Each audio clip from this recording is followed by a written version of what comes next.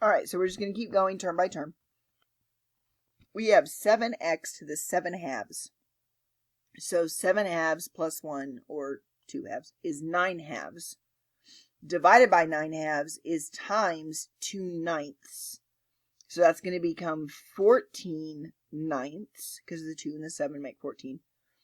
X to the 9 halves. And then 6 halves plus 1 becomes 6 halves plus 5 halves is 11 halves. Or sorry, fives. Sorry. 6 fifths plus 5 fifths, sorry, is 11 fifths. Divided by 11 fifths is times 5 elevenths. So that becomes 45 elevenths. And then x to the 11 fifths plus c. Okay. For this one, we're going to have to rewrite. So I'm going to bring my x to the third up top with a negative exponent. So that gives me the integral of 6x to the negative 3 dx. And as a side note, that's what I told you in the beginning video. This cannot be negative 1. In other words, it can't just be 6 over x. That's a whole different ballgame. So increase your exponent by 1. So negative 3 plus 1 is negative 2. Divided by negative 2 is going to be 6 over negative 2 is negative 3. X to the negative 2 plus c. If you want to rewrite that, that would be a negative 3 over x squared plus c. Okay, these ones we're going to have to rewrite both. So I'm going to rewrite the first one as y to the negative 7 minus 4 times, this would be a y to the 1/2, but I need to bring it up top. So it's a y to the negative 1/2 dy. And now I've rewritten, I have not done calculus yet, so I need to integrate. So y to the negative 7 becomes y to the negative 6 over negative 6. So y to the negative 6 over negative 6. And then minus y to the negative 1/2 becomes y to the positive 1/2 over 1/2 means times 2. So that becomes minus 8 y to the 1/2 plus c. And again, if you want to rewrite that, that would be a negative 1 over 6y to the 6th minus 8 root y plus c. Okay, now the next ones, 11 and 12 and 13, we have what's called an initial condition. So what's going to happen is we're going to resolve that plus c. So we're going to find out what that value was before we differentiated. So, and then backtrack one more time. How can I check to make sure I've done this stuff right?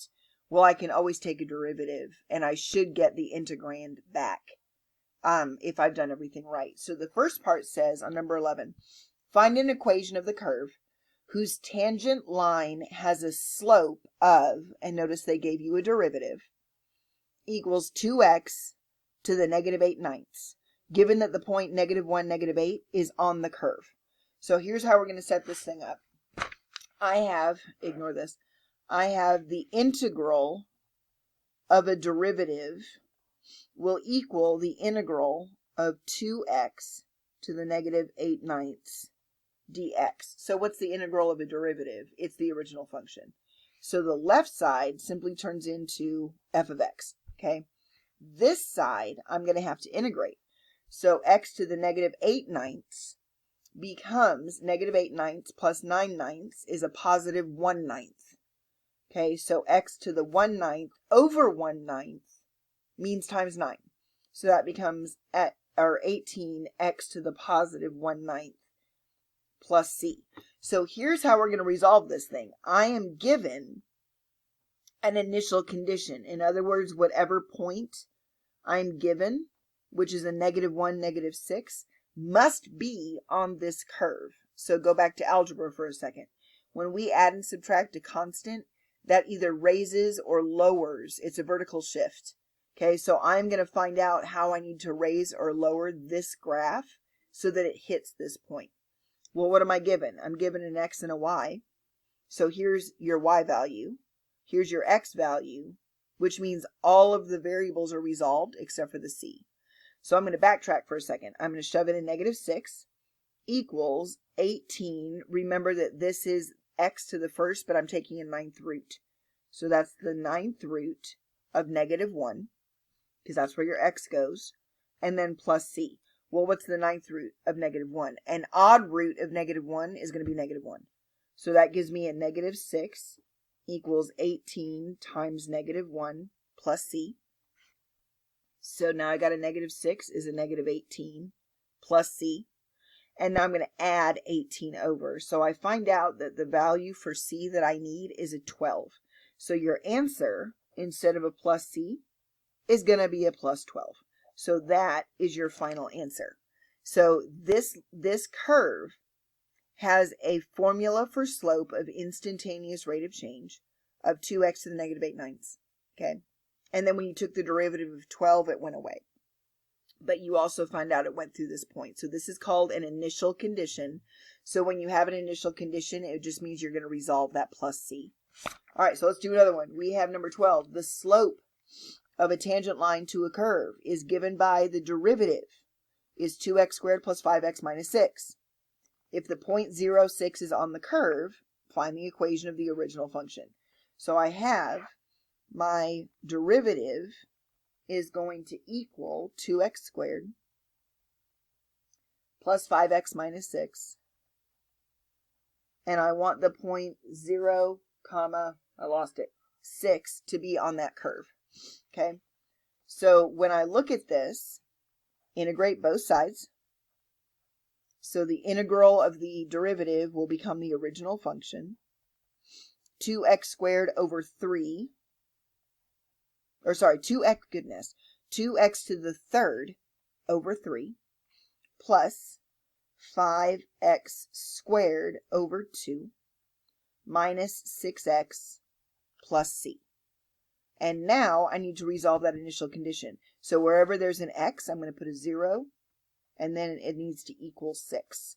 So I get 2/3 of 0 cubed plus 5/2 of 0 squared minus 6 times 0 plus c, which means all this stuff is gone. So what does c have to be?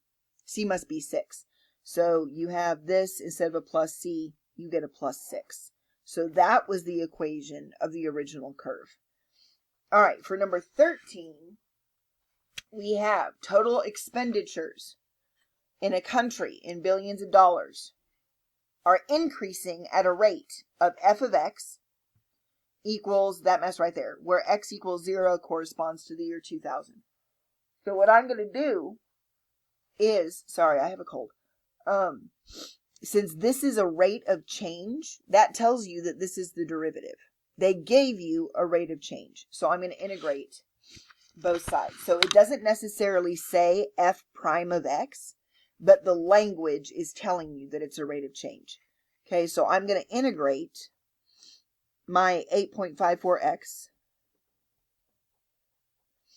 plus 8715 dx. And then I'm going to find out that x equals 0 corresponds to the year 2000. So here's what I know. Total expenditures were $1590.18 billion in 2002. They've given you an initial condition. So since x equals 0 corresponds to 2000, I'm working with 2002. So that tells me that my coordinate is 2, comma. And then what are my expenditures? 1590.18 billion. So that's my initial condition. All right, so integrate. 8.54x squared over 2 plus 8715x plus c. Okay, so that's my original function. And I'm going to go ahead and clean up this 8.54.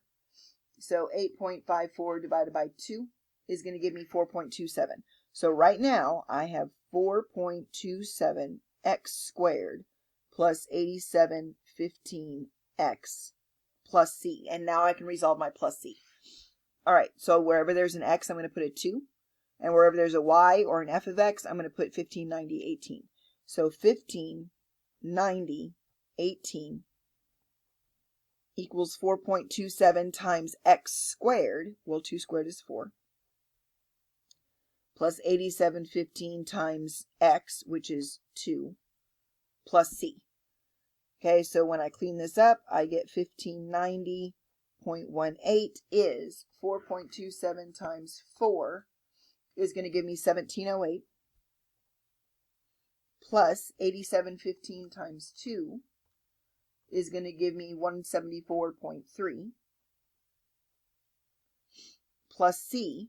Well, I can add that together. So plus 1708 gives me 191.38. So 1590.18 is 191.38 plus C. So now I just have to get rid, you can't see. So now I just have to get rid of the 191.38. So I subtract it from both sides. So 1590.18 minus 191.38 is going to give me 1398.8. And that is your C value.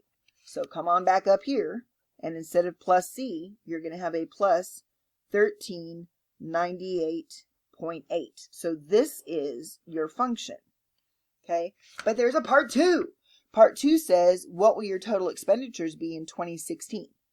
Well, if 0 is 2,000, then I must be needing to evaluate this function at 16. So for the next part, all I'm going to do is take this and shove in a 16. So if I do that, which I should have done it here, sorry. So I've got a 1398.8. All right, so this is my cleaned up function.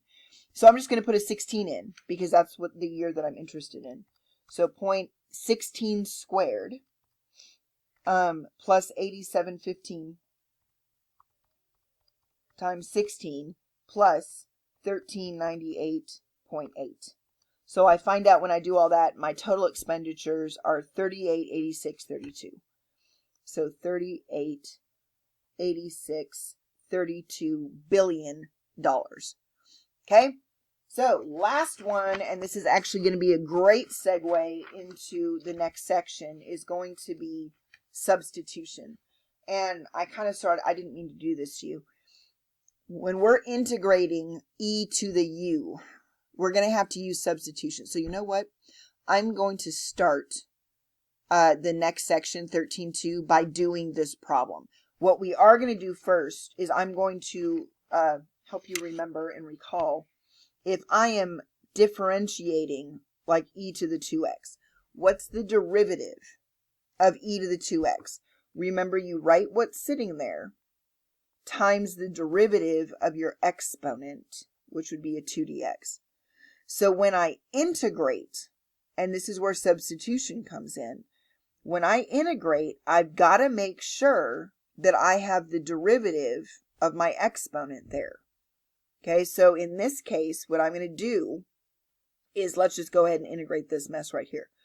What I would do is say my u is going to be a 2x. Now, why have I not done this up to this point yet? Because up until this point, it's been very straightforward. And wherever my x is has been easily integrable. Well, this time you should notice, because hopefully I brainwashed you, into the fact that the derivative, wherever my x is not 1. So remember when we did the inside, remember doing chain rule. The derivative of the inside is not 1, so I had to do the derivative of the inside. Well, now I've got the derivative of my exponent is not 1. So I had better make sure, since it's not straightforward, I better make sure I have derivatives. So the first thing you're going to do is tell me what's weird and what's different. So I have my u is going to be 2x. Okay, so now take a derivative of both sides. So all I'm going to do is take this out of x world and put it into u world. So that's going to be a 2 dx. Well, I have a 2 and I have a dx. So what I'm going to do is integrate e to the u du. So what's the integral of e to the u du? Well, just like the derivative of e to the u is e to the u, the integral of e to the u is e to the u. So your answer is e to the u plus c. But what's your u? It's 2x. So e to the 2x plus c. So check your work. If I had had some sort of a constant here, this derivative was a 2e to the 2x, and the derivative of the constant would have gone to 0. So that's how we're going to start the next section, is we're going to do some substitution. And then I'll finish this problem.